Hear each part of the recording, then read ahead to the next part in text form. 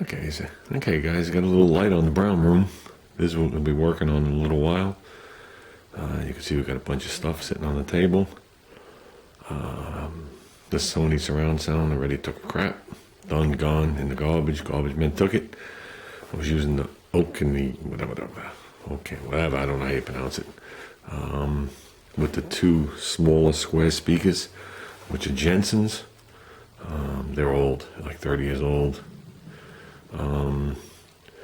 And I was using the Sony subwoofer. Underneath behind the mini bike is a JBL subwoofer.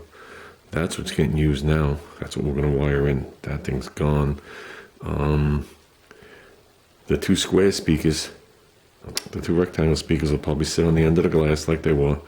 And we got a nice set of Infinities, thanks to Junior. One will go where that sub is, and one will go in the back corner where that little white box is still sitting. That's the rest of the Sony speakers in that box. I haven't gotten to them, but I will get to them now. And that should be it. Stereo sounds good. I haven't hooked the Infinities to it, but it definitely sounds good with the other. A lot louder than the Sony surround sound. Has to be twice as loud. I don't know what the watts are. I have no idea. But that's not what this video is about. The video is about we are finally getting this room done. We have to get. Haven't been running to the stores, so we need a black extension cord, so I can run the cord back under the go-kart and into that outlet right above the tire in the back, so we get rid of that orange thing. That'll finish off everything right there. The white one will always stay. That's for my my laptop. Unless we put a power strip behind it and I just run it there, which I probably will. Makes it easier to vacuum. What else have we done? We got the 11th Street Park Avenue sign back together and cleaned. It's not where it belongs. It's not where it's staying, but that's where it's staying today. My wagon, one of the tires went low. So me and Junior pulled it off the car, or Junior pulled it off the car. I went there yesterday, water tested it, and I just have air leaking out the front bead. Okay, tire is old, it's from 1969. I was going to tube it. I got two brand new tubes. But I'm going to tell you right now, just by looking at the valve stems, that they're normal stems. Those rims have the bigger stems. Can you do it? Yeah. Would I rather not? No. So I'm going to take it to work and see if I can seal the bead. If that doesn't work, then we'll order tubes. I wrote it down, what ones I need for the bigger stem. But I'm trying to keep this car up and mobile. But what started this all off today was, as I have my wheels off, I have the Super Trick center caps on there. Now, I only have 4 Super Trick center caps and 6 wheels. So 2 of the wheels we're not using. Junior has 4 in his car. He only has the center caps in the rear. Okay, I told him as soon as we pulled the wheels off, I'd give him the other 2 center caps. Now, pristine. Now, these things are made of like tin foil. You got a dent in them. Okay, they're not the chrome ones. They're not made of steel. They're made of, it looks like either pressed, it's probably pressed aluminum, but like paper. A couple layers thicker than tin foil. Okay, you tap it with something, it's got a dent. Pristine ones are well, close to pristine ones, like $150 a piece. So there's no way we're spending $600 on center caps. Most of the center cap is actually covered inside the wheel. The wheel's thick inside. So with that, even with a nick or two, that's what we're living with. That's called life. We're fine with that. But I want to give him those from the rear. I put them in the rear because I like the blue. I thought it offset the gray rim and the red line. But I had center caps back there. And I could not find them. And I just dug through all my boxes with everything labeled. Nothing said center caps, but I kept going through boxes and boxes and boxes. That brought up something else. I'll show you in a minute. And I just come out here, okay, and I'm walking by, and I was like, I got the center caps in that cabinet right now for my American racing wheels. I put them to the side when I did it, okay, because one of the ones on the American has like a blister in it from when that animal urinated all over the wheels. Okay, and I changed the wheel, if you guys remember. But the center cap has a blister, but I can't find the Rambler decal anymore. So I haven't switched them. So I'll live with the blister. I mean, the wheels are 20 years old. So I know they're in the cabinet. I was like, why didn't I put these to the side? And I'm walking by, and I'm looking. I was like, what's holding up the book? The book, the two-lane blacktop book, ain't just going to suspend itself there. And I walk up, and there they are. So I found the center caps. Okay? That's what was holding up the book. Okay? Next, I'm going to show you guys this picture. There's the card I got from Hagerty. Isn't that a cool picture? I might have mentioned it once in my videos and you guys couldn't see it.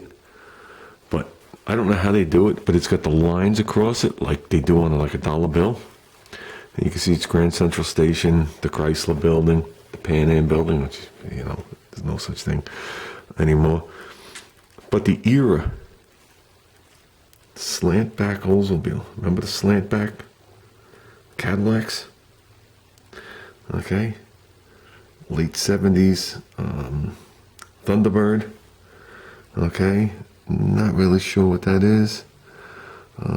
Got a Pontiac. Bonneville right there. You gotta actually think, of course, checker cabs. It's Manhattan. The bus. Looks like a model, whatever, coming through, and there's more cars around the corner behind this card. But what I liked about this is a stainless steel frame, okay, and the back of it has a solid steel, stainless steel insert with the wire going across, almost like this was in the subway or something industrial. You know what I mean? Like meant to be there, like it had an advertisement in it. That's what I found cool about the frame. I bought this picture, I guess 2 months ago now, from that place Savers, and I don't remember what I paid, but it was around $5, something like that. And I was like, that's amazing. So I figured that'd be perfect. So here's another cool picture. Maybe one of my brothers is watching. Not much left to it at this point. Let's get into the light, actually. That help. There you go. Now, what's cool about this picture to me is, okay, I didn't write nothing on it, and I didn't think twice about it back then, but this is when I was in photography class in 9th grade. Okay? And there's a couple things that stand out in this picture, if you date it. Now, number one, there's my neighbor, the kid, you know, he's about my age, and there's a coffee truck back there. Coffee trucks were unheard of on Long Island back then. There was only a handful of them. They had just moved in, I think, the year before. Okay, and they came in with this coffee truck, and nobody knew even what it was. Now coffee trucks are everywhere. Everywhere. They've been everywhere for a long time. But back then, in the mid-70s, no idea. We didn't no idea what it was. And right behind it, you can't tell, is a 66 Chevy long bed 4x4. Okay? With a 327 in it. Okay, that thing sat there the whole time they lived there. They would use it, then they just park it there. Use it, park it. And back then, it was a 10-year-old truck. You know what I mean? But what's cool about this picture, which I haven't said yet, is, I mean, you can look at the picture and you know you're in the 70s. Okay? The Camaro, if you switch the wheels right now, you'd be out of the 70s. Okay? The Mustang gets lost in the 70s because of the scoop. Okay? Now, the Camaro does not have a cowl scoop. That's an L88 scoop. Okay? The Mustang is black with 2 gold stripes. The Camaro, and this car was originally gold, the Camaro was factory metallic black. So it wasn't regular black, it was metallic black with, I guess, a tan, what you call a tan interior? I don't know what the hell they called that back then. Okay. This had a 302 in it, a little bit of work. This had a Macbeth's 350 from a 70 vet, I think it was out of, LT1, that we put in there. Okay, this was the car that my parachute is from. On the back of the car, there's 2 fuel pumps mounted right to the back of the car. The parachute had ladder bars on it. The other car had slapper bars. This car had SSTs on it, so those are the chrome tricks. This car had aluminum slots. The Mustang, you can't see it in the picture, had hood pins. This one didn't. Had the split bumpers in the front. So, but what's cool about the picture, I still haven't said it yet, is I did this in photography class using a color negative. So I used a color negative, made a black and white picture, and some of the colors are off, like the license plate is totally wrong. The license plate came out dark, it's supposed to be gold. So some of the things are definitely off. Like I know that coffee truck is red, but in this picture you can barely see the front of it, so it doesn't matter. I know the truck is red, and I can see from here it appears gray. And in this picture it looks like a hurricane just went through. But then again, this picture's been exposed for 40 some odd years, I guess, I don't know, 30 some odd years, 43 years, give or take. I don't know, 40 years, whatever it was. Doesn't matter. My math doesn't have to be good. But that's what's cool about this picture. Okay, do I have other ones? Yep. But yeah, that one I found, this was actually in the garage for a long time. This is from back in the day when, okay, it was just another picture. The guy that took these pictures, okay, gave my brothers the negative. That was the error. Because he took these with a Canon F1, and that was the deal back in the day. That was like a professional camera. Okay. Here's my AMX. I don't know if you guys could see this. The day I picked it up next to my brother's 69 Roadrunner. There's the engine of the AMX. There's my Kevlar bodied. It's actually a CJ7 83 with a Wrangler nose on it because that was hot back then. That was 1990. Okay. Here's my 71. This was a V8.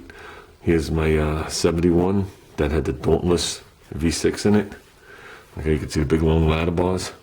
And then you guys can't see it, but it has fender well headers in it. So did this one until I sold it. And the guy put regular headers in it and regular dual exhaust. This is my 56. Okay, here's some more pictures of the AMX. The only thing different on the AMX in any of these pictures, besides the fact I pulled the engine out and we gave the engine compartment a full detail, engine, tranny, and bay. Didn't even have to paint the bay and put it all back in. Was it no longer has the BF Goodrich's on it. It has real red lines, bias by red lines. Yeah. One last picture. Besides the happy face of Junior there. Right here, here's another one. Same time, same era, same thing, same school. Okay. But here, there's a color picture on the bottom of the Camaro. Okay, with the hood open. Look above it. Stacked air cleaners. You couldn't get a tall air cleaner back then. Okay, I think there was a Talker intake. 750 on it. To the bottom right here is a set of 660 center shooters on my brother's pickup truck that he had chrome plated for the show so he could win. The black rose was taken from the ground up. That's why it's totally out of proportion, and it was multicolor. He had that airbrushed on the side of the truck. Okay, back in the day, there you go. Button tough. That was the interior to go with. Look at the equalizer in the center. Okay. Here's the same picture of the Camaro. Here's the same picture of the Mustang, except it's clearer. It's been preserved more. So these are clearer. Just only part of it. There's a picture of me. Back then, you can't see my face. See, I was skinny. There's another shot of the Camaro and the Mustang. You see the Mustang had side pipes on it. There's a picture of my friend laying on the railroad tracks. Okay. The picture actually came out awesome, but I got a 0 for that. And in here, you'll never make it out, but there's a picture of all the pictures I had hanging on the wall. And in that picture, you could see my brother's tailgate, done 3-dimensional, multicolor airbrushed. You could see the interior of what looks like the Mustang. There's the Mustang. Engine of something. I can't make it out. I can't make out the rest of them. But, yeah. Yeah, the wire looms. So when people say it's old school, I know what old school is. We were there. We were there before these pictures. So, seen it all. Old school, believe it or not, and I don't mean this as an insult, old school isn't a cow scoop. That is not old school. That is not retro. That was back in the day, that was only on the Camaro. Nobody was putting those on anything. They just came in fashion when they were trying to hide the engines under the hood and they needed more clearance when these motors started getting bigger. And the big blocks didn't fit under the hoods of the Chevelles and the Camaros and stuff like that. And they needed more air filter clearance. That's when the cows came in. Then they went from 2, 4, 6, 8. You had 12-inch cows, getting ridiculous. Now they've at least come down to make them a little more subtle. But that's it. No, here's an old picture. It's old now, of the wagon that I found. It was hanging in the garage. For any people that haven't followed my channel for a long time, there it is with the slapper wheelie bars on the back. I had a set of slicks on it. Does not have a straight axle. It's the two-door though, and the tunnel rim sticking through. That's the original paint on the roof, and the sides of it were done with Rust-Oleum. So, which everybody knows got stripped off. And yeah, that's it, guys. With all that, let's go work on that tire. Oh, no, those aren't the center caps. I had the Super Tricks in the front with the center caps. These are the exact Super Tricks that are in Junior's car with the center caps. So we got an extra set of fronts. I picked those up really cheap one day at a swap meet. I couldn't pass them up. It would have been stupid to pass them up considering I still have the front tires on my car. Got a little message here. Our Peak's picture fell down in here and didn't make it to the floor. I could feel it with my fingertips, so I think I'm gonna have to take this thing, take a couple of screws off and let it fall. It won't fall. That's it, guys. We're on the way. And if you haven't figured out, that's where I grew up. That's where all my education came from and all my action. That's not where I lived last. That's where I grew up. West 11th Street and Park Avenue. Between Park and Grand. Okay, my neighbor took that thing down with his 67 Chevelle. Came home drunk one night. Drove across his lawn, took out the pole, and then parked across the street at the neighbor's house, got out, went home, went to bed. Neighbor had no idea whose car it was and called the cops. So the following day, the whole street sign was laying on the road, it was laying on the grass. And we were going by and it somehow went through the door of my car. Well, not my car, I wasn't even driving. Went through the side door of the car and landed in my mother's car, even though my brother was driving. And the rest is history. A long time ago. So, okay, guys, with that, that's an update, and we're out of here.